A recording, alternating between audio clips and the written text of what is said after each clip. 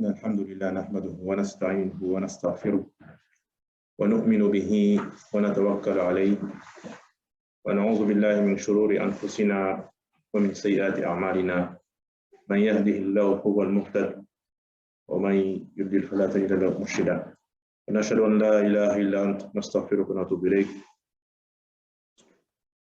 Alhamdulillah, mes très chers frères, mes très chères sœurs, c'est plusieurs personnes m'ont souvent demandé de partager un peu à la mosquée un peu ces concepts-là. J'ai fait des interventions à l'extérieur pour beaucoup de personnes sur le sujet de la finance islamique. Mais dans ma propre mosquée et propres frères avec qui je partage le quotidien, j'ai jamais eu l'occasion d'en parler. On parle beaucoup de sujets. Et pourtant, c'est un sujet qui nous concerne tous, de près ou de loin, parce que cela fait partie de l'islam. Donc aujourd'hui, je suis très content de pouvoir partager ce sujet avec les gens de la mosquée, les fidèles de la mosquée de Nogent-sur-Oise.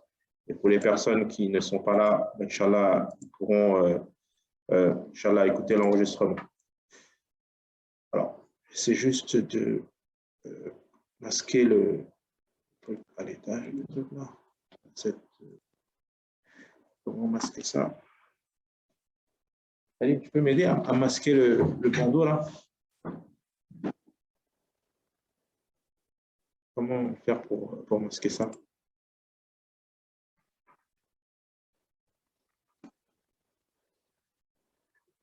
Qu'est-ce que je participe à l'audio? Ton téléphone est là? Non, c'est directement sur le. C'est pas grave, ça va partir. Allez. Alors, j'espère que les gens voient. Inch'Allah, on essaie de. Ah voilà, c'est simple. Peut-être qu'il faudrait le mettre en bas. Voilà, comme ça. On va commencer, alhamdoulilah, par ce verset-là, qui est un verset qui, en réalité, résume beaucoup les valeurs de l'islam. Allah subhanahu wa ta'ala dit dans le Coran, A'udhu billahi minash shaitanir rajim, bismillahir rahmanir rahim, Inna Allah ya'muru bil 'adli wal ihsan wa ita'i dhil qurba wa yanha 'anil fahsha'i wal munkar wal baghi ya'izukum la'allakum tashkurun. Certes, Allah commande l'équité, la bienfaisance et l'assistance aux proches, et il interdit la turpitude, l'acte répréhensible et la rébellion. Il vous exhorte afin que vous vous souveniez. Ce verset-là, pour ceux d'entre vous qui se rappellent, vous verrez que les imams le répètent souvent à la fin du khutbat al-Jumu'ah, avant la prière. Et c'est Omar ibn al-Khattab, le second calife de l'islam, qui a en quelque sorte institué ça, parce que pour lui, ce verset résume ce que Allah Ta'ala attend de nous dans cette vie. Eh bien, tout ce que nous, on va parler dans cette intervention-là, c'est en phase avec ce qu'Allah il attend de nous. Donc la finance, l'économie, tout cela se résume dans ces ordres d'Allah. Allah, il commande l'équité, il commande la bienfaisance, il commande l'assistance aux proches. Et Allah n'aime pas la turpitude, il n'aime pas les actes répréhensibles, la rébellion. Donc, regardez, ce verset-là, il est un élément très important de notre religion, au point qu'Omar ibn al-Khattab, après chaque Jumu'ah, il le répétait pour rappeler aux musulmans qu'est-ce que Allah subhanahu wa ta'ala il attend d'eux dans leur vie. Eh bien, dans la finance, dans l'économie et dans tous les domaines de la vie, si on applique ce verset-là, Inch'Allah, Allah subhanahu wa ta'ala, il va être satisfait de nous. Ensuite, ce qu'on voulait dire, c'est que souvent, la finance islamique, elle est très incomprise des musulmans. Certains disent, il n'y a pas de différence. D'autres disent, c'est du riba caché. D'autres disent, de toute façon, la religion, elle ne nous impose pas de nous occuper de nos finances. C'est la prière, c'est la zakat, et le reste, on fait comme on veut. J'entends beaucoup de choses de ce que les musulmans ils disent. Alors qu'en réalité, lorsqu'on regarde ce hadith du prophète sallallahu alayhi wa sallam, عن أبي برز فضل بن عبد الإسلام قال رسول الله صلى الله عليه وسلم لا تزال قدم عبد يوم القيامة حتى يسأل عن عمره فيما أفناه وعن عمله فيما فعل فيه وعن ماله من أين اكتسبه وفيما أنفقه وعن جسمه فيما بلى أو في علمه في رواية. Le fils d'Adam ne sera pas libéré devant son Seigneur le jour de la résurrection jusqu'à ce qu'il soit interrogé sur 5 questions. Sa vie, comment il l'a vécue, sa jeunesse et comment il l'a utilisée, sa richesse et comment il l'a gagnée et dépensée, et comment il a agi sur sa connaissance. On voit dans ces 5 choses-là qu'il y a la richesse. Comment tu l'as gagnée et comment tu l'as dépensée. Est-ce que ce que tu as gagné, tu l'as gagné de façon licite? Et est-ce que ce bien que tu as gagné de façon licite, tu l'as dépensé de façon licite? Donc ça oriente aussi notre vie dans le sens où on ne peut pas gagner notre vie comme on veut sans dire ça, c'est pas la religion, c'est pas ce qu'Allah veut de moi, Allah ne s'intéresse pas de comment je gagne ma vie, non. Mais également, on ne peut pas se dire c'est mon argent, je dépense comme je veux. Non, Allah Ta'ala, il va nous interroger chacun d'entre nous sur notre vie, sur notre jeunesse, sur notre richesse, comment on a gagné notre argent. Donc, tout ce qu'on va présenter, ce n'est juste ce que Allah subhanahu wa ta'ala et Rasulullah sallallahu alayhi wa sallam nous a enseigné. Comment gérer nos biens et les dépenser selon les ordres d'Allah subhanahu wa ta'ala. Donc, ce qu'on va parler rapidement dans cette intervention, Inch'Allah, on va laisser une période de questions-réponses parce que généralement, par expérience, il y a beaucoup de questions. Et Inch'Allah, n'hésitez pas, ne soyez pas timide. Vous pouvez poser vos questions. On essaiera d'y répondre dans la mesure de nos connaissances. Et sinon, alhamdoulilah, on a aussi les ulama avec nous qui pourront répondre. Première chose, on va parler rapidement de l'économie. Parce qu'en réalité, la finance islamique, c'est une partie de l'économie en islam. On n'est pas seulement dans une logique de dépenser, acheter, mais c'est comment stabiliser la société. Comment la société va être stable dans tous ces domaines. On va parler également des bases de la finance islamique, d'où ce que ça vient. Comment on a réussi à formaliser ce qu'on appelle la finance islamique. Parce qu'on sait qu'il y a la finance d'un côté conventionnelle, que l'on voit, que l'on étudie, et on a l'islam. Mais le terme finance islamique, d'où est-ce qu'il vient? Pourquoi on en parle? Également, on va parler des produits, de savoir qu'est-ce que l'islam et qu'est-ce que Rasulullah sallallahu alayhi wa sallam, il nous a enseigné dans notre manière de dépenser et comment faire des transactions entre nous de façon licite. Parce qu'en réalité, subhanallah, le prophète sallam, il était illettré, il ne savait ni lire ni écrire, mais il a enseigné à ses compagnons des enseignements que les plus grands doctorants de notre époque n'auraient pas pu enseigner. C'est le miracle du prophète sallam.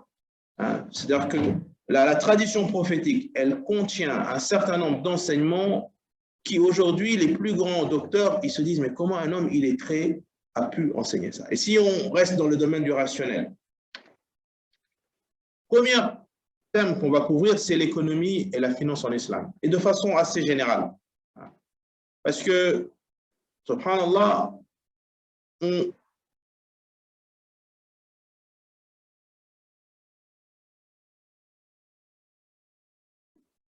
oui, alors, les sœurs qui sont à l'étage, Inch'Allah, elles peuvent suivre à travers le lien Zoom. On partage une présentation avec un certain nombre d'éléments. Donc, vous pouvez, Inch'Allah, cliquer sur le lien Zoom, vous connecter et vous allez voir en fait tout ce que l'on présente. Donc, l'économie, c'est un aspect très important d'une société, hein, parce qu'on doit chacun vivre, gagner notre vie, dépenser, investir, épargner, se loger, acheter une monture. Donc ça, c'est des aspects qu'on ne peut pas négliger dans l'islam. Eh bien, l'islam a pensé à tous ces aspects-là. Hein. Qu'est-ce que ça veut dire l'économie? Quand on parle d'économie, et ça je résume indépendamment de l'islam, c'est que c'est toutes les sciences, toutes les ressources que l'on a dans un pays qu'on va utiliser à bon escient pour que la vie se passe bien, qu'il puisse y avoir de l'agriculture, que les gens puissent cultiver. Et j'utilise des termes très simples, hein, et l'objectif de cette présentation, c'est de ne pas faire une présentation trop compliquée, mais d'utiliser des termes très simples jusqu'à ce que les jeunes qui sont là, ils nous comprennent. Hein.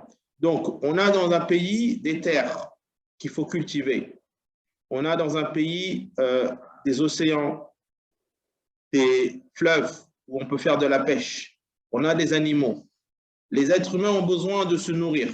Les êtres humains ont besoin de se loger. Les êtres humains ont besoin de vivre. Eh bien, pour que tout cela soit en harmonie, l'économie, elle est là pour s'assurer que les ressources que l'on a, elles sont distribuées de façon équitable entre les individus et que les gens peuvent vivre bien et pouvoir, alhamdoulilah, atteindre l'objectif de leur vie qui est d'adorer Allah subhanahu wa ta'ala.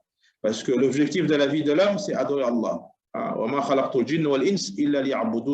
Je n'ai créé les génies et les hommes que pour qu'ils m'adorent. Donc maintenant, l'économie islamique, en réalité, ce n'est pas quelque chose de révolutionnaire, c'est juste par rapport à ce que l'économie attend dans une société. Le prophète sallam, il nous a enseigné qu'est-ce qui est licite et qu'est-ce qui n'est pas licite. Parce que lorsqu'on ne met pas de règles venant d'Allah, les êtres humains, ils ne se donnent pas de limites et il y a beaucoup de dérapages, beaucoup de déviances. Donc l'islam donne un cadre pour que, alhamdoulilah, les êtres humains puissent savoir qu'est-ce qui est licite et qu'est-ce qui n'est pas licite. Parce que tout ce que Allah Ta'ala et Rasulullah sallam nous ont dit, ce n'est pas licite, c'est que derrière, il y a un impact nocif pour les êtres humains. Si on fait une chose qui n'est pas licite, c'est que forcément derrière, il va y avoir un impact nocif.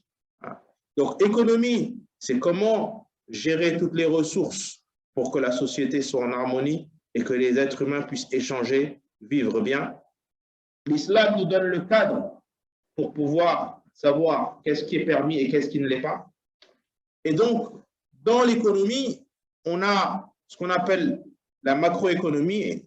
Et donc, ça, c'est tout ce qui concerne le pays, d'accord? Donc, l'épargne, l'investissement, la consommation. Aujourd'hui, on est à une époque où on a beaucoup de difficultés. Il y a le coût de l'énergie qui augmente, l'essence augmente, le coût du gaz augmente. Donc, on essaie de trouver des solutions pour pouvoir limiter cet impact sur les hommes. Et le gouvernement essaie de mettre des aides parce que sinon, ça devient trop lourd. Aujourd'hui, l'essence, il est à plus de 2 € le litre, alors qu'avant, c'était 1,50 €, même avant 1 € et quelques. Donc, comment gérer ça? Donc, ça, c'est la macroéconomie. Maintenant, la microéconomie, c'est les individus, les ménages, permettre aux ménages de pouvoir faire des investissements pour leur quotidien.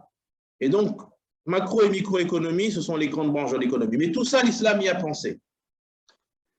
Donc, la finance islamique, c'est juste qu'on a formalisé les enseignements du Coran et de la Sunna à travers un ensemble de règles pour que tous les musulmans ils puissent vivre et savoir qu'est-ce que Allah il attend d'eux et qu'ils soient satisfaits d'eux.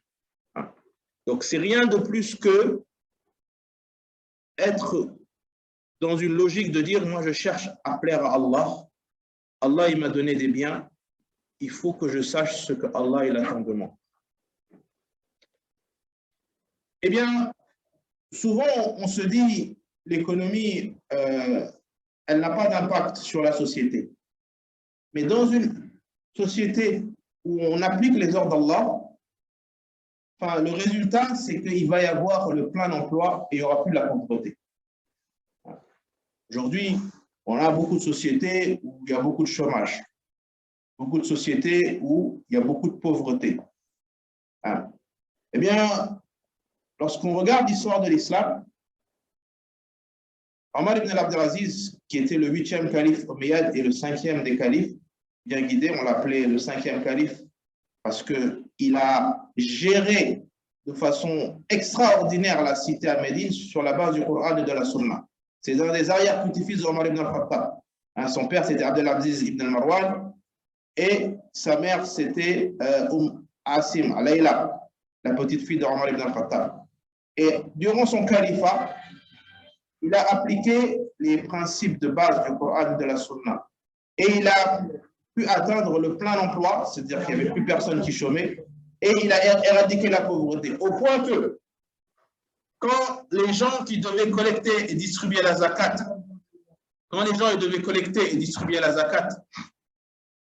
ils sont venus, ils lui ont dit, voilà, on a collecté la zakat, mais on voit quasiment personne qui est éligible. La plupart des gens, quand on vient, ils disent non, moi, je n'ai pas besoin de zakat, moi, j'ai ce qu'il me faut, pas besoin.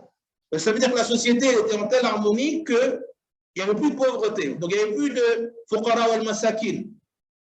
Alors, qu'est-ce qu'il a dit? Il a dit, bon, prenez ce fruit de la zakat, allez voir les jeunes qui sont en âge de se marier et donnez-leur pour qu'ils puissent se marier. Alors, ils sont partis et ils ont demandé à tous les jeunes qui voulaient se marier qu'ils viennent, qu'on leur donne de l'argent de la zakat pour qu'ils se marient. Jusqu'à ce qu'après, beaucoup de jeunes ils sont mariés et ensuite ils ont mis le bas, ils ont dit Ya Amir al-Mu'minin, alhamdoulilah, on a marié la plupart des jeunes, il reste encore l'argent de la zakat. Et il a dit alors prenez de cet argent et achetez des, on va dire, denrées et allez les distribuer aux animaux sur les chantiers. C'est-à-dire que c'est les animaux finalement qui ont bénéficié de la zakat parce que, alhamdoulilah, il a tellement bien géré la cité selon le Coran et la Sunna que, alhamdoulilah, la pauvreté avait été éradiquée. Donc, je vous donne cet exemple pour qu'on comprenne que si nous, on suit les ordres d'Allah, on suit les enseignements prophétiques, on peut atteindre une société équilibrée où il y a le plein emploi et on éradique la pauvreté. Alors, si vous vous rappelez, pour ceux d'entre vous qui ont plus de 10 ans, on a eu en 2008 une crise financière mondiale qui avait perturbé un peu tous les marchés et qui était devenue une crise économique. Mais subhanallah, suite à cette crise financière, les différents représentants du Vatican, ils ont essayé de trouver une solution pour restaurer la confiance. Et le pape Benoît à l'époque, il a fait une déclaration en disant « Suivez le système de la finance islamique, c'est le seul système qui peut vous préserver d'avoir un problème similaire dans l'avenir. » Et cet article, il a été publié. Donc, ce que Allah nous enseigne, ce que le prophète sallam nous enseigne, nous, on sait que c'est ce qui peut être un garant de stabilité dans une société. Et d'où c'est l'importance, alhamdoulilah, de suivre, alhamdoulilah, les enseignements d'Allah subhanahu wa ta'ala. Ensuite, maintenant, on va parler des bases. Et encore une fois, on essaie de parler de façon très simple pour que chacun y comprenne. Lorsqu'on parle de finance islamique, il y a en gros 3 principes fondamentaux. Le premier principe, c'est qu'il n'y a pas d'intérêt. Après, j'expliquerai de façon détaillée qu'est-ce que c'est. Le deuxième principe, c'est qu'il n'y a pas d'incertitude. Tout ce que l'on fait comme transaction, c'est basé sur du réel. On parle d'économie réelle. C'est-à-dire qu'on vend des choses qui existent, des choses qui sont tangibles. On ne vend pas des choses qui vont exister, qui n'existent pas encore ou que l'on ne possède pas encore. Et on ne spécule pas sur le prix des choses qui n'existent pas. Et enfin également, on ne peut pas financer des activités qui sont illicites, qui vont faire du mal aux êtres humains. Donc ça, c'est les 3 principes. Et donc, on va expliquer. Mais comment ces 3 principes, ils ont été définis? Ça, c'est quelque chose que tout le monde doit comprendre dans l'islam. pour toutes les questions de jurisprudence, la première source, c'est le Coran. Est-ce que le Coran, il nous a demandé de faire telle ou telle chose? Qu'est-ce que le Coran a dit sur cette chose? Les ulama, ils vont regarder. Il y a des versets qui sont explicites et d'autres versets qui sont équivoques. Donc, les ulama, ils vont dire, voilà, tel verset, il nous dit, voilà, Allah a rendu illicite la vente et a rendu illicite l'intérêt. Donc, l'intérêt, il est illicite. Donc là, c'est clair, il n'y a pas de doute. Si dans le Coran, on n'arrive pas à trouver la réponse, on va se tourner vers la sunna. Est-ce que le prophète sallam a dit à ses compagnons un hadith sur cette chose-là? Et ces hadiths-là, plus de 60 000, selon des chaînes de transmission différentes. Hein. Mais de tous ces hadiths-là, eh bien, les ulama, ils ont fait un effort de les classifier à des hadiths authentiques, hein, avec notamment les 6 recueils, notamment le Bukhari Muslim. Donc, sur ces hadiths-là, on va pouvoir trouver les détails. Et généralement, vous verrez que le Coran, il ne va pas s'attarder sur les détails. Le Coran, Allah va nous dire des généralités. Par exemple, pour la prière, hein, on prie tous, mais ce n'est pas le Coran qui va nous donner les détails des 5 prières. Combien de rak'ah pour Subh, combien de rak'ah pour Dor, pour Asr, pour Maghrib, pour Isha. Ce n'est pas le Coran qui va nous donner les détails de comment rompre le jeûne. Mais c'est la sunna à travers les hadiths. Si maintenant les ulama n'arrivent pas à trouver une réponse explicite sur les hadiths, alors il va y avoir ce qu'on appelle l'ijma', c'est-à-dire que les ulama, ils vont se réunir pour traiter des problématiques qui sont des problématiques de société sur lesquelles ils font un avis tranché. Et là, c'est là où on appelle l'ijma', c'est-à-dire que les ulama, ils vont faire un consensus sur voici la réponse à prendre. Et donc, quand on dit ulama, c'est-à-dire la majorité des ulama reconnus à l'époque de la question où elle est posée, parce que dans chaque époque, Allah Ta'ala, il va amener des lumières, des gens qui vont guider les gens à travers leur ilm et à travers leur foi et leur lumière. Et enfin, dans certaines situations, il n'y a pas eu de consensus de ulama. Alors, certains ulama, ils vont donner leur avis en disant, moi, selon mon raisonnement, voici. Donc ça, ce sont les 4 sources principales du droit musulman. Et c'est appliqué à la finance islamique également, donc dans toutes les transactions que l'on fait. C'est important que le musulman comprenne cela.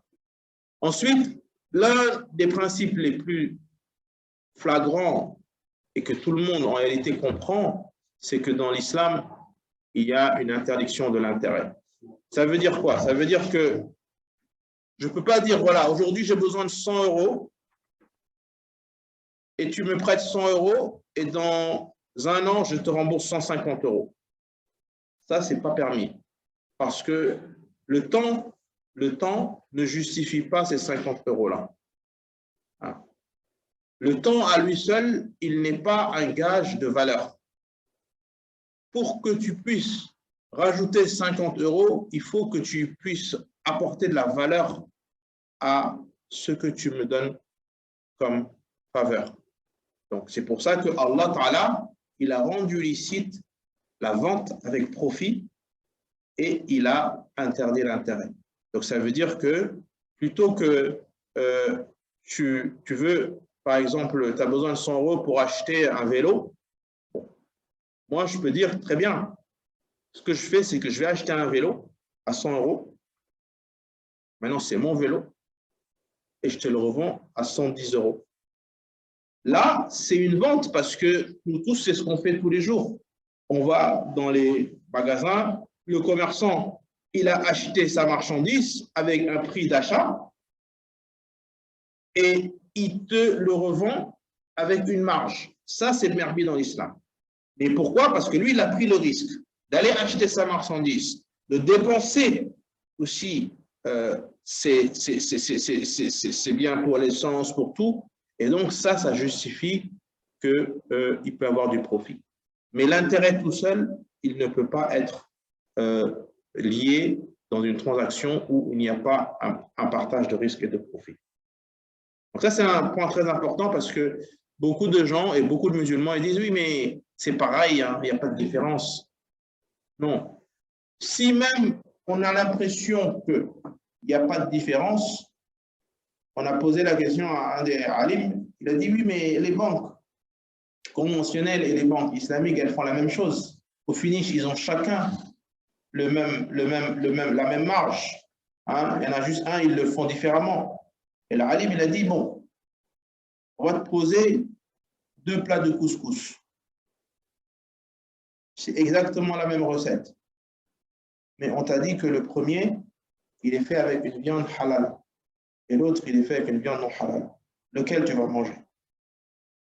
Pourtant, c'est le même plat. Il n'y a pas de différence entre les plats. Eh bien, c'est la même chose. Lorsqu'on parle de l'interdiction de l'intérêt, c'est que nous, on doit être très vigilants dans tout ce que l'on fait en termes de transactions pour s'assurer que la transaction est licite selon le Coran et la Sunna. Allah Ta'ala, il a descendu beaucoup de versets qui sont très clairs. Tout ce que vous donnerez en usure pour augmenter vos biens au dépend des biens d'autrui, Allah ne les accroît pas. Mais ce que vous donnez comme zakat, tout en cherchant la face d'Allah, ceux-là verront leur récompense multipliée. Donc l'islam encourage, alhamdoulilah, de donner sa zakat, et cette zakat que l'on donne, Allah il va la multiplier. Et si vous voulez, tout a été de façon très progressive. Allah Ta'ala dit, ô vous les croyants, ne pratiquez pas l'usure en multipliant démesurément votre capital et craignez Allah afin que vous réussissiez. Voilà. Beaucoup de versets du Coran qui expliquent clairement l'interdiction de l'intérêt. Et il parle à cause de ceux qu'ils prennent des intérêts usuraires qui leur étaient pourtant interdits et parce qu'ils mangent illégalement les biens des gens. Donc, tous ces versets-là, ils sont clairs dans le Coran, et c'est ce que je disais tout à l'heure, c'est que dans certaines situations, on a des versets clairs qui explicitement nous disent que l'intérêt, il est prohibé. Alors ensuite, le deuxième principe, et c'est-à-dire que c'est ce qu'on disait, c'est que l'interdiction de la spéculation, c'est que quand on fait de la vente, tout doit être lié à des choses qui existent. Et la plupart des crises financières qu'on a eues ces dernières années, notamment celle de 2008, mais également celle des années précédentes, c'est que les gens rentrent dans une spéculation où ils vendent des choses qui n'existent pas ou qu'ils ne possèdent pas. Et c'est ce qui fait qu'il y a des bulles qui se créent. On estime qu'on aura ça, qu'on l'a pas, on le vend avant de l'avoir. Et c'est ce qui crée les crises financières. Mais dans l'islam, l'une des choses très importantes sur lesquelles le prophète a insisté, c'est qu'on ne peut pas vendre ce qu'on ne possède pas. D'accord? Et lorsqu'il y a une transaction, il faut que le bien il existe, que la personne qui vend le bien, elle puisse le détenir et que ça lui appartienne. Et lorsqu'on prend parfois certains produits financiers, dans les marchés financiers, c'est surtout ces aspects-là qui font qu'on finit par avoir des crises. C'est que les gens ils commencent à rentrer dans une logique d'acheter des choses, de les revendre immédiatement alors qu'ils ne les ont pas actuellement. Et donc, au fil de l'eau, il y a les cours des biens qui augmentent et ça finit par exploser et ça devient une crise financière, ensuite une crise économique et ça devient une crise mondiale. C'est ce qui s'est passé en 2008. Ensuite, bien évidemment, dans l'islam, tout ce que l'on fait comme investissement, ça doit être lié à des choses licites. Si moi j'ai de l'argent et que je veux investir, il y a beaucoup de choses dans lesquelles je peux investir. Mais est-ce que je peux investir dans des choses qui sont interdites par Allah subhanahu wa ta'ala? Non. L'islam, il promeut une société équilibrée. Et vous verrez que toutes ces choses qu'Allah il a interdites là, eh bien, on voit comment ça détruit les sociétés. L'alcool, c'est l'une des premières causes de mortalité en France. Les drogues, c'est une cause de déséquilibre chez les jeunes qui fait des catastrophes. Les jeux de hasard, beaucoup d'addictions. La pornographie, la spéculation financière. Et ça, Allah, il nous a interdit. Nous, musulmans, on sait que c'est interdit et on voit dans la société comment ça fait du mal aux gens et on se doute encore maintenant pourquoi Allah les a interdits. Donc, très important aussi, la finance islamique, dans tout ce qu'on investit, ben, on doit toujours craindre Allah subhanahu wa ta'ala et s'assurer que ça c'est permis. Ça c'est, vous avez vu dans les années qui sont passées, il y a, on va dire 15-20 dernières années, on a eu des crises mondiales. On a eu la crise de la dette en Europe avec la Grèce. On a eu la crise des marchés financiers. Ça, ceux qui sont un peu plus âgés, ils s'en rappellent, en 2008. Mais ça, dans une économie islamique, ça n'aurait pas pu arriver parce que, tout simplement, ça a été fait sur des dettes à intérêt. Donc, on a prêté à la Grèce, par exemple, de l'argent avec de l'intérêt alors qu'ils n'étaient pas en mesure de rembourser. Et il y a eu la crise en 2008 où il y a eu beaucoup de produits financiers toxiques qui ont généré une crise mondiale. Donc, encore une fois, l'économie en islam, elle est préservée de ce type de crise parce que tout doit être réel et ne doit pas être dans une logique de spéculation ou d'inexistence. Maintenant, on va parler rapidement de choses concrètes, produits. C'est-à-dire que moi, aujourd'hui, je travaille, je suis jeune, j'ai 25-30 ans, et je vais être propriétaire de ma maison. Comment je peux faire? Sachant que dans la société où on vit, la plupart des gens, ils vont à la banque, ils font un prêt à intérêt, et alhamdoulilah, la banque leur donne l'argent, ils prennent l'argent, ils vont acheter. Et la banque, ils remboursent avec les intérêts. Aujourd'hui, la majorité des savants musulmans, ils sont unanimes que ça, c'est interdit, à quelques exceptions près. Il y a eu, dans les années 90, une fatwa qui avait été émise, qui permettait de le faire, parce que certains ulama s'étaient basés, donc le Conseil européen de la fatwa, sur le fait qu'il n'y avait pas d'autres options pour le faire. Aujourd'hui, c'est plus possible, parce qu'aujourd'hui, on a beaucoup d'autres options en France. Aujourd'hui, on peut être propriétaire sans passer par une banque, sans faire un prêt d'intérêt. La première chose, c'est épargner. On peut épargner, acheter un petit bien. On peut épargner pour acheter un studio. On va faire des studios à 20 000 euros, 30 000 euros. Et après, le louer, ensuite le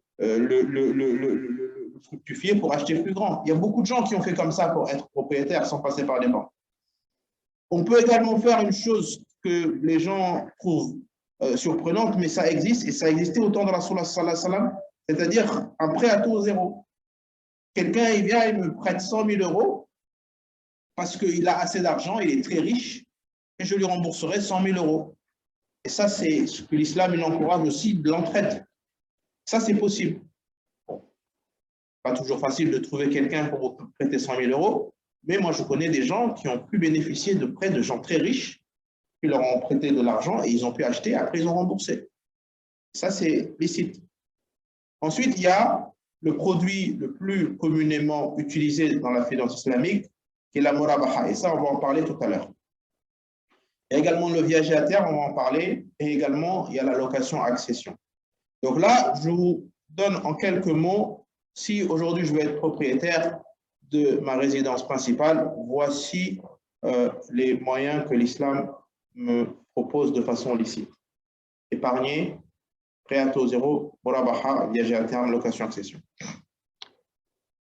Alors ensuite, maintenant, je vous donne la différence entre qu'est-ce que c'est la murabaha. La murabaha, c'est-à-dire que c'est la banque qui va acheter la maison et vous la revendre avec une marge. Si, par exemple, on est dans la finance conventionnelle, donc qui n'est pas la finance islamique, vous allez aller voir la banque, vous allez venir la voir, lui dire « j'ai un bien acheté » et vous avez un vendeur. Donc, la banque va vous faire un prêt à intérêt. Donc, la banque, elle n'a rien à voir avec le vendeur. Donc, elle vient et vous donne 100 000 euros. Elle vous dit « mais vous allez me rembourser sous 20 ans 150, 160 000 euros. » C'est ce que j'appelle le TAEG avec le taux. Et donc, vous, sur les 15-20 ans, vous allez rembourser. Si, pour une raison X, vous n'arrivez pas à rembourser, vous restez 2-3 mois, vous avez perdu votre emploi, ben, il va y avoir des agios et le coût du prêt va augmenter encore. Donc, si à la base, vous aviez pris 100 000 euros et que vous êtes resté 6 mois sans emploi, bien, vous allez vous retrouver à rembourser 200 000, 250 000 euros. Et ça, c'est ce que l'islam réfute parce qu'il est en train aujourd'hui de ne pas prendre en compte la situation des gens. Et c'est aujourd'hui ce qui se passe chez beaucoup de personnes. Il y a beaucoup de dossiers dessus en prendre maintenant. Donc ça, c'est ce que vous voyez à gauche, c'est ce qu'on voit aujourd'hui en Europe, dans la plupart des pays, avec les banques. Alors, qu'est-ce que dit la finance islamique? C'est que là, je vais voir la banque. Je leur dis, j'ai un bien, j'ai quelqu'un qui a son bien à vendre et je veux l'acheter. Il coûte 100 000 euros. La banque va dire, j'achète le bien. Donc maintenant, vous voyez bien que c'est la banque qui va faire la transaction, qui va acheter la maison. Ce n'est pas vous qui achetez la maison, dans un premier temps. Donc ensuite, maintenant, il va y avoir un titre de propriété qui va être donné à la banque. Donc maintenant, la banque a le bien.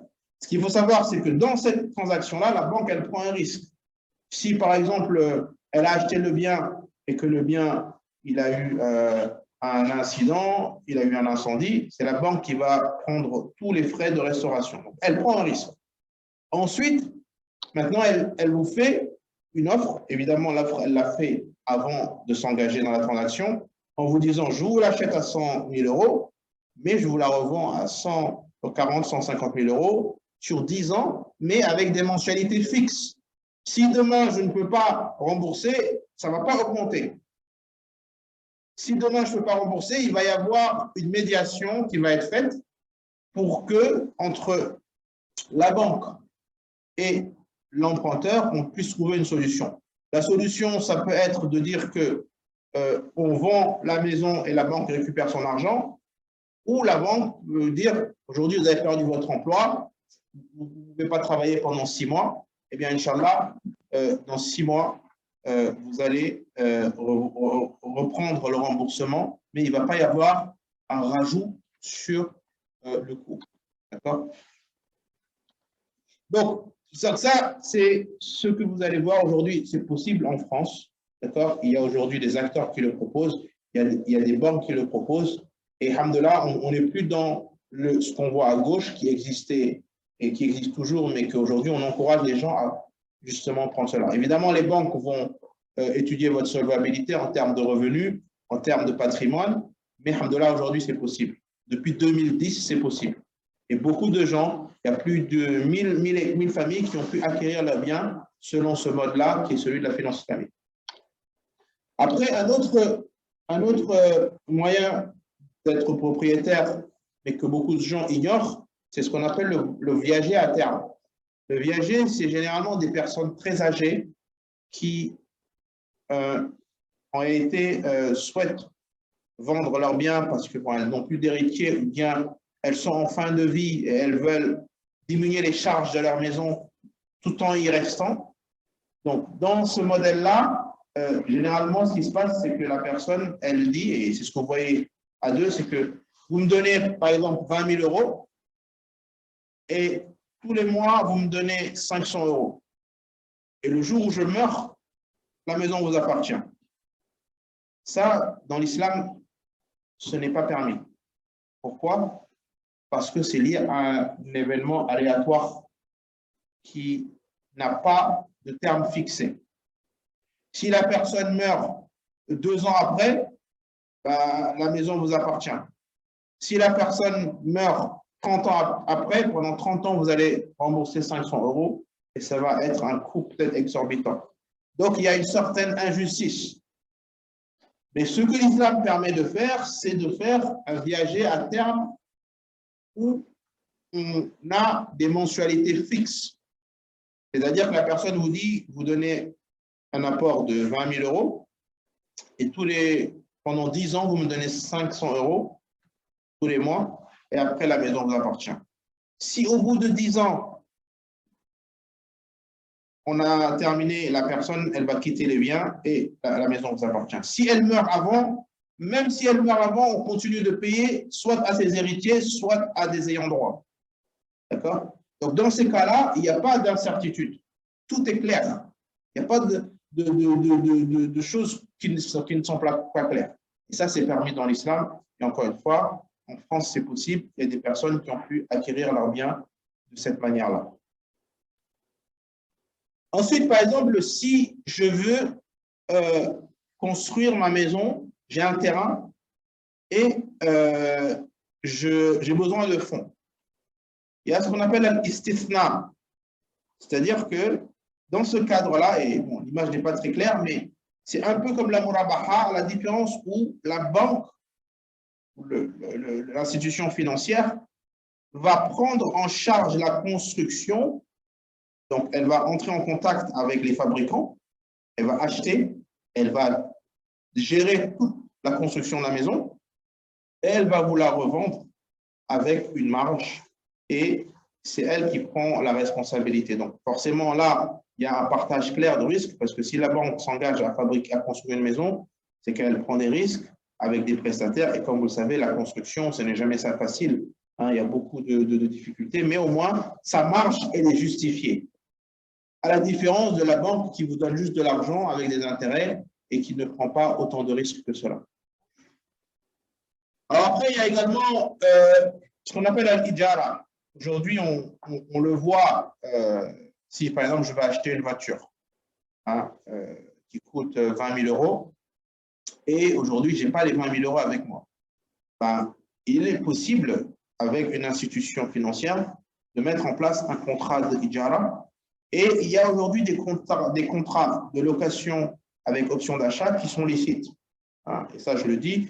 Mais étant donné qu'on n'a pas de Sharia board qui va scruter tous les contrats des concessionnaires, il faut être très vigilant lorsque vous faites de la location avec option d'achat, de telle manière à ce qu'il n'y ait pas de clause d'intérêt sur l'achat de la voiture. Alors, tout doit être clair et fixe. Il ne doit pas y avoir d'incertitude. Le prix initial et le prix final, il doit être clair et les mensualités doivent être claires. Dans ce cas-là, alhamdoulilah, c'est possible et aujourd'hui, ça existe. Il y a des concessionnaires qui le font. Il y a même des concessionnaires qui ont fait, et je me rappelle, c'était suite à la crise de 2008, c'était un des concessionnaires, c'était Ford. Ils avaient fait des prêts à taux zéro. Tu veux une voiture, tu viens, on te la vend, tu n'as pas aucun apport et tu la rembourses sur 10 ans, tous les mois, sans intérêt. Hein, parce qu'ils avaient vu qu'il y avait une crise. Donc aujourd'hui, ça c'est possible et aujourd'hui, dans les produits financiers en France, il y a certains concessionnaires qui vous permettent de le faire de cette manière. Mais encore une fois, il faut être très vigilant vis-à-vis des contrats. Ensuite, si moi je veux lancer mon entreprise, voilà, je veux ouvrir mon magasin et je n'ai pas assez d'argent. Dans ces cas-là, je peux aller voir une institution financière ou un investisseur. Et là, ce qu'on va faire, c'est ce qu'on appelle la musharaka. Ça existe même dans la finance conventionnelle, c'est que l'investisseur va lui dire, bon, on va prendre un exemple que beaucoup de jeunes y font. Je veux ouvrir un grec. Un grec, voilà. Pour ouvrir un grec, il me faut déjà trouver un local et il me faut acheter tout le matériel pour le grec, d'accord, et embaucher une ou deux personnes pour la vente. Et il me faut 15 000 €. Qu'est-ce qui va se passer? C'est que l'institution financière va dire, très bien, on va faire un contrat de Sharaka. Ça veut dire qu'on va ouvrir le grec à nos deux noms, d'accord? Et on sera chacun actionnaire. Donc nous, on va apporter le capital et toi, tu vas apporter l'expertise. Parce que toi, tu vas faire les sandwichs, tout ça. Et donc, à la fin, le profit, on va le partager. Si maintenant le grec il marche bien et qu'on fait tous les jours des marges de 1 000 €, bah, pendant les premières années, moi, je récupère la partie de mon capital que j'ai investi. Donc, en gros, si on fait une marge de 1 000 €, moi, je récupère 700 € et toi, tu récupères 300 €. Et quand j'aurai fini de récupérer mes 15 000 €, bah, on va revenir soit à un modèle où on a chacun 50-50, soit à un modèle où je te revends mes parts et toi, le grec, il t'appartient, toi tout seul. Et donc, ça, c'est licite. Donc, pour vous dire que, bon, ce type de joint venture, il n'existe pas trop en France, c'est plus de particulier à particulier, mais c'est ce que l'islam, il recommande, à la différence de banques qui vont vous donner un apport et que derrière, si vous perdez votre business, vous vous retrouvez avec une dette vis-à-vis de la banque. Et donc là, vous allez devoir la rembourser sans avoir les moyens de le rembourser dans l'immédiat. Donc l'islam recommande toujours cette logique de partage de risques et de profit. Donc voilà, c'est des sujets que j'ai voulu aborder, qui sont des sujets du quotidien. Acheter sa maison, acheter sa voiture, lancer son business. Mais ce que je sais, et comme le temps aussi ne nous le permet pas, c'est que généralement, il y a beaucoup de questions. Donc là, on va laisser ouvert aux questions-réponses. Les personnes qui sont en distance peuvent poser leurs questions dans le chat. Et Inch'Allah, on va essayer de répondre. Et sinon, il y a également Cheikh Naïm et les ulama qui sont là pour répondre à notre place.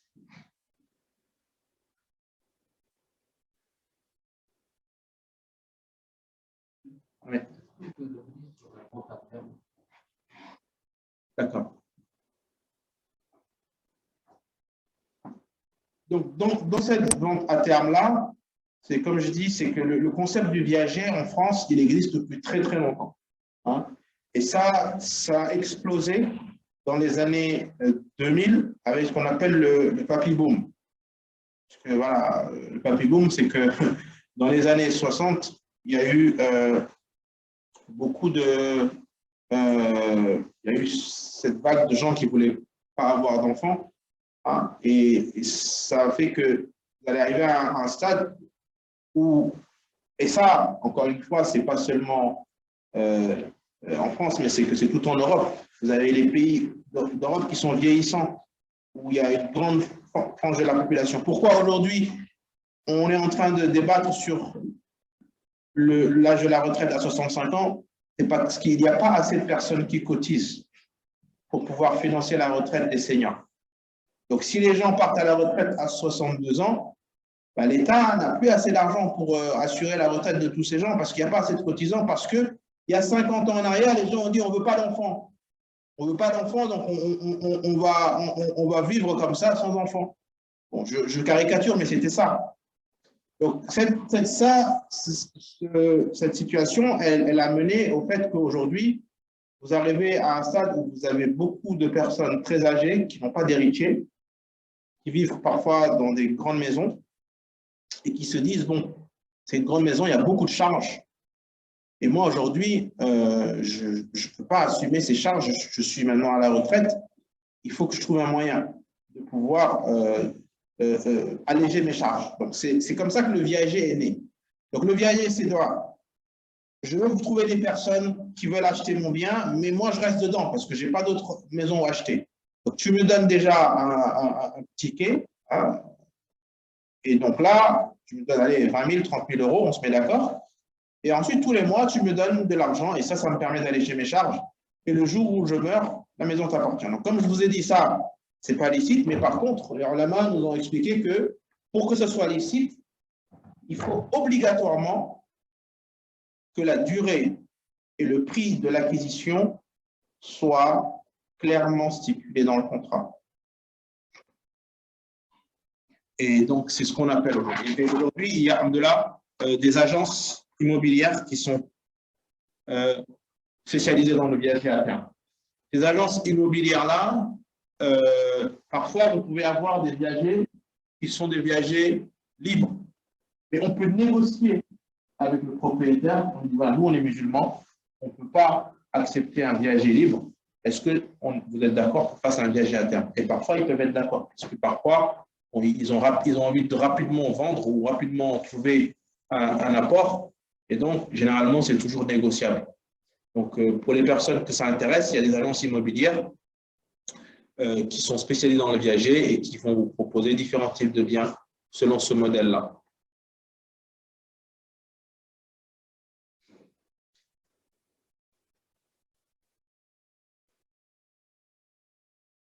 Alors, quelles sont les durées en France pour l'achat d'une maison?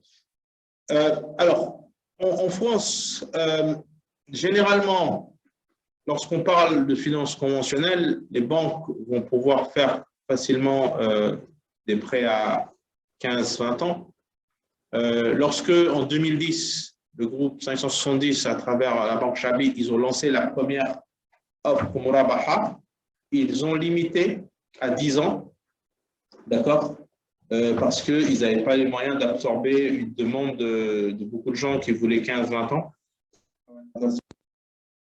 Alors, je vais essayer de repartager l'écran. J'espère que les gens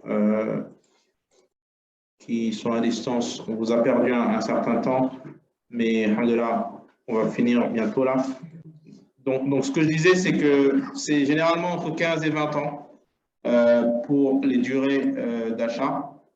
Aujourd'hui, avec la Murabaha, ils sont passés à 15 ans il y a maintenant 5 ans. Je connais des gens qui ont pu acheter à 15 ans et ils sont passés à 20 ans il y a 2-3 ans, je pense. Donc maintenant, il est possible avec la Murabaha de trouver des institutions qui vous font des financements sur 20 ans. Mais tout ça sous réserve de la solvabilité, c'est-à-dire des revenus stables et un patrimoine parfois qui vont vous demander.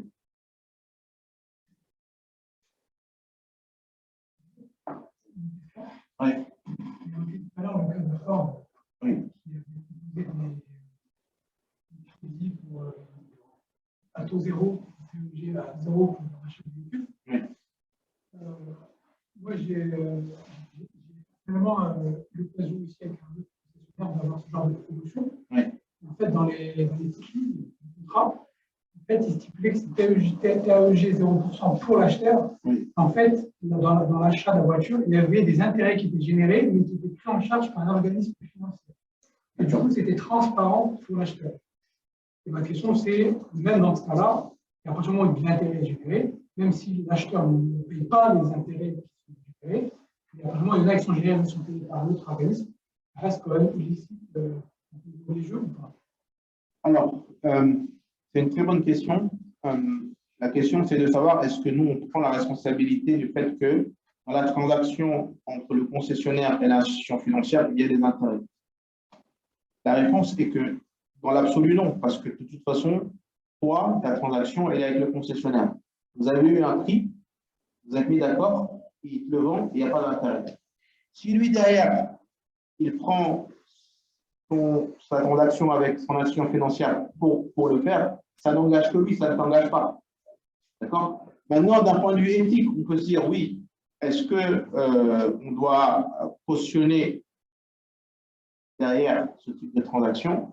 Mais d'un point de vue purement factuel, toi, aujourd'hui, tu t'es mis d'accord avec le concessionnaire, la voiture coûte 25 000 €, on va découper les 25 000 € en 10 ans de mensualité, et toi, tu vas payer rien de plus qu'un de mois. Ça, c'est licite. Maintenant, voilà. Après, chacun peut se dire, moi, je ne suis pas satisfait de ça, et je ne vais pas le faire parce que derrière, il y a un truc. Et ça, c'est aussi le résultat du fait qu'il n'y a pas assez de demandes de ce type-là pour que les banques ou les institutions financières nous proposent ces services-là. Aujourd'hui, en France, on représente quand même une frange assez importante de la population. Si nous, on fait cet effort proactif de demander, Inch'Allah, il y a beaucoup de services de ce type qui vont naître.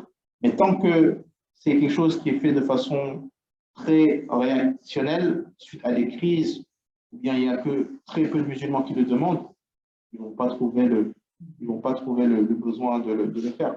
C'est comme les grandes banques conventionnelles qui vous disent mais pourquoi on va se fatiguer à proposer des financements islamiques alors qu'on a déjà beaucoup de musulmans qui prennent des prêts à intérêt sans problème et qui ne nous demandent pas de changer.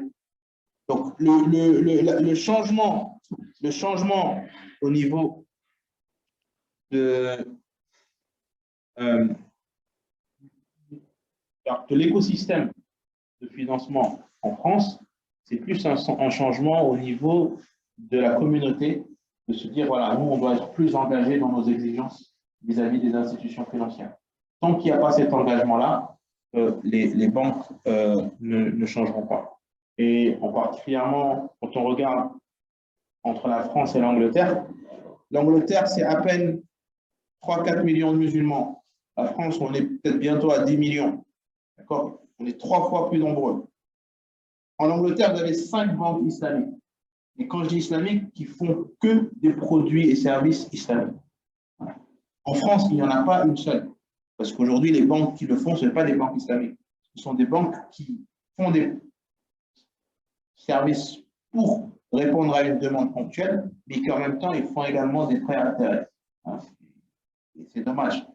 Maintenant, pour que ça change, il faut que déjà, vers le bas, nous, c'est 9-10 millions de musulmans, avec peut-être 3 millions d'actifs qui gagnent leur vie, qui ont un salaire, qui paient leurs impôts, qui disent, voilà, nous maintenant, on veut une institution financière qui nous permette de pouvoir financer nos besoins selon les principes de l'islam.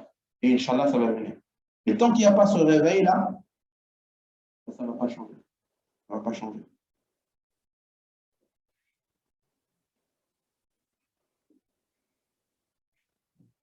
Oui.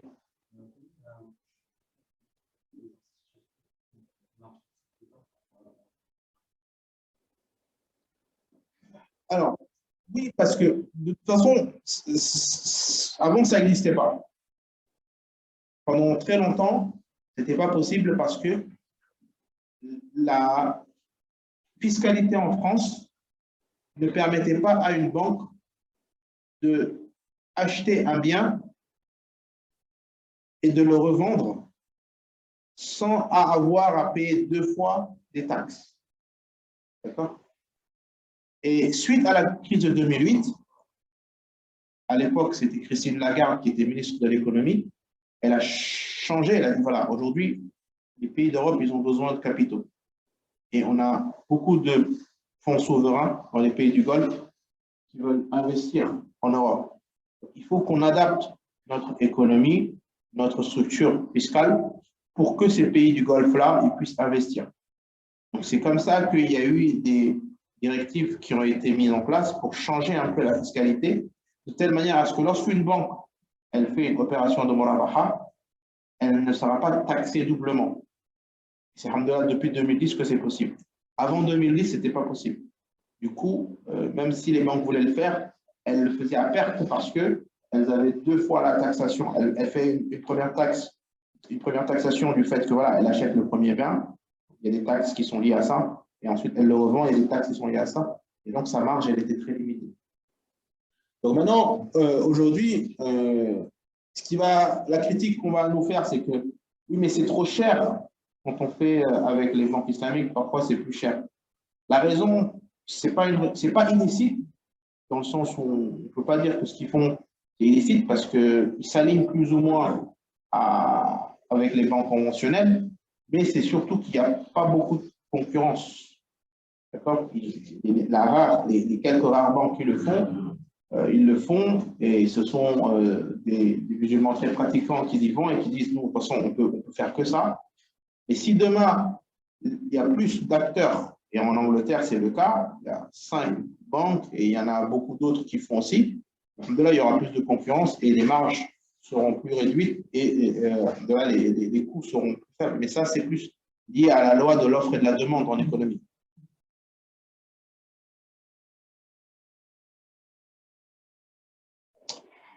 Alors, oui. Alors, la loi française permet-elle à la communauté de créer une néobanque islamique en ligne? Alors, il y a la question des néobanques, c'est, vous avez tous probablement au courant de toutes ces nouvelles banques qui sont en train de naître, hein, N26, Revolut en Angleterre, Lydia. Donc, c'est des banques qui ne sont pas du calibre des grandes banques comme les Sociétés Générales, mais qui sont plus des fintech et qui proposent des services essentiellement en ligne. Hein, il n'y a pas d'agence. Donc, on va télécharger l'application, on va créer un compte et on va pouvoir recevoir son salaire sur ce compte-là et faire. Maintenant, est-ce que la loi française permet de créer des néobanques? Oui. Aujourd'hui, il y a 2 acteurs qui se sont lancés. et je crois même que le groupe 510 est en train de chercher à le faire, c'est-à-dire que c'est des banques qui vont proposer des produits comme toutes les banques traditionnelles, mais qui vont s'assurer qu'il ne va pas y avoir d'intérêt sur un certain nombre de transactions. Je vous donne un exemple très, très concret et on est tous concernés. Lorsque vous êtes à découvert sur votre compte, vous allez voir qu'après un certain nombre de jours, la banque elle va vous prélever des intérêts débiteurs. Tout le monde sait ça. Et ça, ce n'est pas licite. Parce que c'est comme si elle nous avait fait un prêt à intérêt. Une découverte, c'était un prêt à intérêt. Mais malheureusement, on est dans une situation où on n'a pas trop le choix, donc on l'accepte. Mais normalement, par exemple, la banque Chabi qui propose le compte Harmonis, il n'y a pas d'intérêt débiteur. C'est-à-dire que les fonds, lorsque la personne, on lui demande de garder en permanence 100 € sur son compte, et lorsqu'elle a moins de 100 €, elle ne peut pas être à découvert. Et c'est également le cas. Donc oui, c'est possible. Hein, et il y a 2 initiatives en cours. Il y en a une qui s'appelle Mizen Bank, et il y en a une autre aussi, je crois que c'est, ça s'appelle, j'ai oublié le nom. Maymoun, voilà, Maymoun. Donc, c'est également une néobanque qui est en cours de lancement. On prie pour eux que ça se passe bien, mais la difficulté, c'est l'administratif en France et tout ce qui concerne la validation des différentes étapes avec les marchés financiers. Le problème, et vous savez, on est dans un pays où l'islam est une religion qui est souvent pointée du doigt.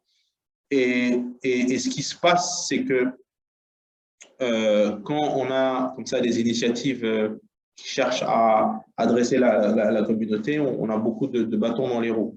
Mais juridiquement parlant, il n'y a rien qui empêche une néobanque. En Allemagne, ça fait maintenant 3-4 ans qu'ils ont lancé une banque qui s'appelle Incha, et qui est une néobanque et qui marche super bien. En Angleterre, ça existe. Et même dans les pays du Golfe, aujourd'hui, il y a une floraison de néobanques qui promeut le digital banking. Pourquoi? Parce qu'on est tous ultra connectés. Et on a tous une banque, mais si vous remarquez bien, est-ce qu'on part en agence? Plus personne ne part en agence. Les agences, en réalité, aujourd'hui, elles ferment. Toutes les grandes enseignes, elles sont en train de fermer leur agence régulièrement parce que les gens ne vont plus en agence. Avec notre téléphone, on peut tout faire. On peut faire nos virements. On peut recevoir tous nos salaires. On peut avoir tous les prélèvements dessus. On peut même investir. Aujourd'hui, on peut investir en bourse avec des téléphones. Donc, en réalité, l'existence des banques conventionnelles, elle est toujours remise en question. Mais pour répondre à la question là, c'est que oui, c'est possible. C'est plus des difficultés administratives et également, je dirais, de générer une demande assez forte au niveau de la communauté pour que ces banques soient rentables. Parce que si une néobanque se lance en France, il leur faut quand même un certain nombre de clients pour qu'ils puissent être rentables sans avoir des prix exorbitants. Et c'est ça le travail qu'on doit faire au niveau de la communauté, c'est sensibiliser les musulmans à justement encourager ce type d'initiative de telle manière à ce que l'on. Il y a malheureusement parfois beaucoup de critiques au sein de la communauté lorsque des frères commencent à faire des choses, on commence à les critiquer, on commence alors que ça, malheureusement, ça, alhamdoulilah, en Angleterre, on ne l'a pas. En Angleterre, ils ont quand même cette union au niveau de la communauté musulmane qui a permis de voir beaucoup de projets de ce type émerger.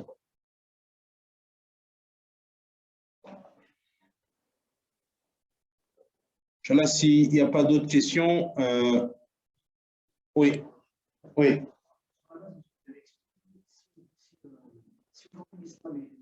La main condamne le fait de faire 100 € à quelqu'un pour n'importe quelle raison, de récupérer plus, 105, puisqu'il y a un enrichissement sur la base d'aucun risque pour leur travail.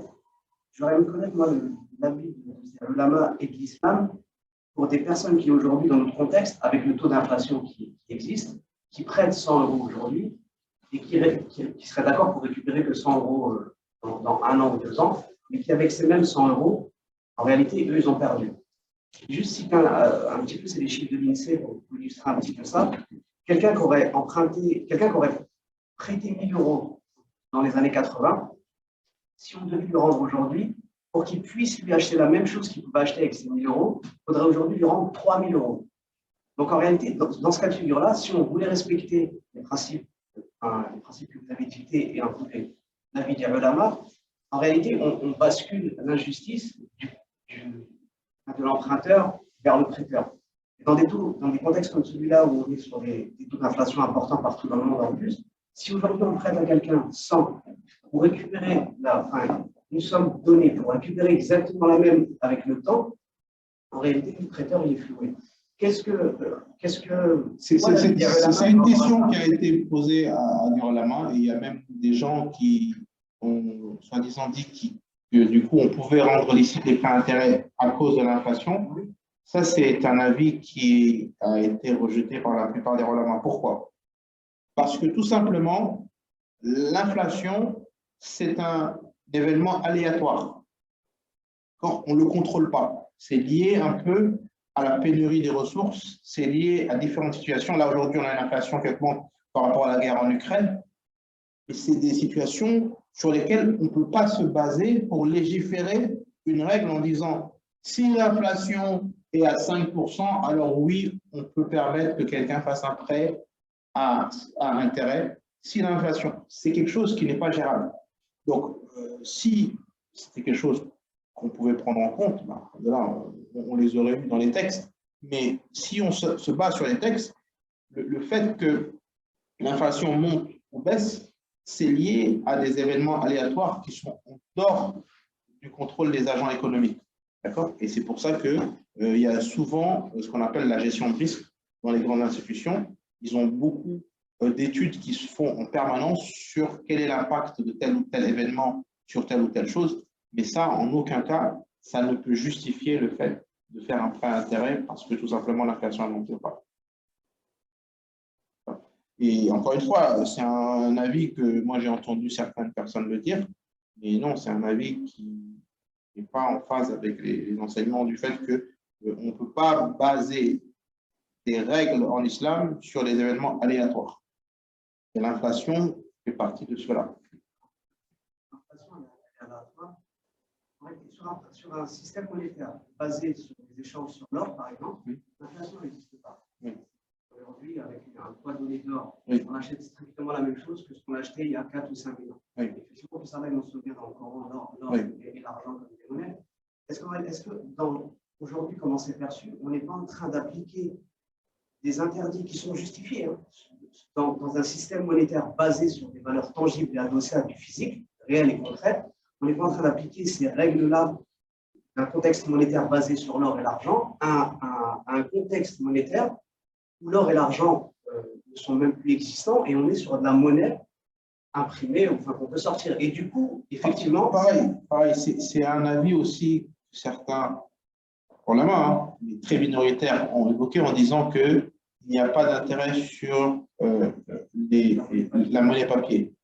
Mais encore une fois, c'est une minorité. Aujourd'hui, quand on traite des questions aussi sensibles, on se base un peu sur le consensus de la majorité de ulama. Oui, je suis d'accord. Il y a certains ulama qui ont dit, voilà, on est à une époque où ce n'est pas l'or. Donc, on ne peut pas se dire que l'intérêt ne compte pas sur les échanges. Non. Aujourd'hui, ce qu'on voit en tout cas dans le monde sunnite, les ulama contemporains, ils sont d'accord que la monnaie d'échange, ce sont les monnaies papier. Et ça, c'est généralisé partout. L'euro, le dollar, le franc, etc. Donc, c'est ce qui représente l'or à l'époque où on vit. D'accord? Parce que c'est le moyen principal d'échange des peuples. Et c'est le contexte dans lequel nous vivons qui le justifie. Donc, ce qui s'appliquait à l'époque à l'or en termes de règles s'applique aujourd'hui également à toutes ces monnaies papier-là. Et ça, c'est l'avis majoritaire. C'est un avis très minoritaire et même rejeté par d'autres ulama que de dire qu'on ne peut pas considérer que les intérêts avec les papiers ne sont pas des intérêts.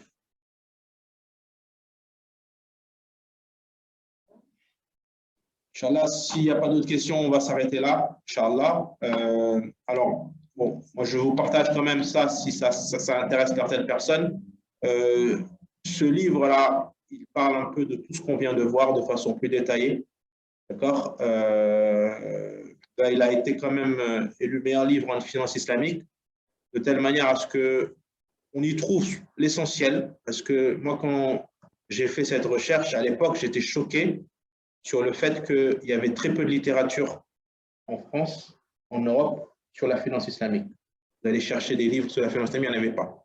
Donc, quand j'ai fait ce master et que j'ai fait des recherches, je me suis penché pour dire, voilà, comment contribuer à plus sensibiliser. Donc, Inch'Allah, si ça intéresse des personnes, il est traduit en 5 langues. Et récemment, et ça je vous le dis, pour ceux que ça intéresse, il y a un site que j'ai lancé là récemment, qui s'appelle financeislamique.shop, et vous avez un test en finance islamique qui vous permet, alhamdoulilah, de pouvoir mesurer vos connaissances en finance islamique.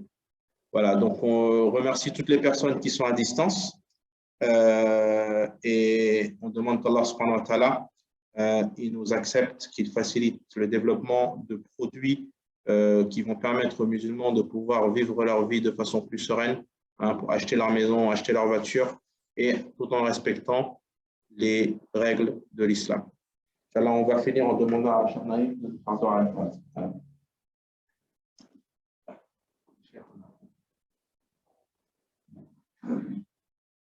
الحمد لله رب العالمين عدد خلقه ورضا نفسه وبكلماته التي لا تنفك ابدا. اللهم صل على سيدنا ونبينا مولانا محمد وعلى ال سيدنا ونبينا ومولانا محمد. ربنا آتنا في الدنيا حسنه وفي الاخره حسنه وقنا عذاب النار. يا رب كل شيء بقدرتك على كل شيء اغفر لنا كل شيء حتى لا تسألنا عن شيء. اللهم اغفر لنا ذنبنا كله دقه وجله اوله واخره وعلانيته وسره. اللهم انك عفو تحب العفو فاعف عنا يا كريم يا رحيم يا الله. اللهم انا نسالك من خير ما سالك منه نبيك محمد صلى الله عليه وسلم ونعوذ بك من شر ما استعاذ منه نبيك محمد صلى الله عليه وسلم. انت المستعان وعليك البلاغ ولا حول ولا قوة إلا بالله العلي العظيم. سبحان ربك رب العزة عما يصفون وسلام على المرسلين والحمد لله رب العالمين. آمين برحمتك يا أرحم الراحمين.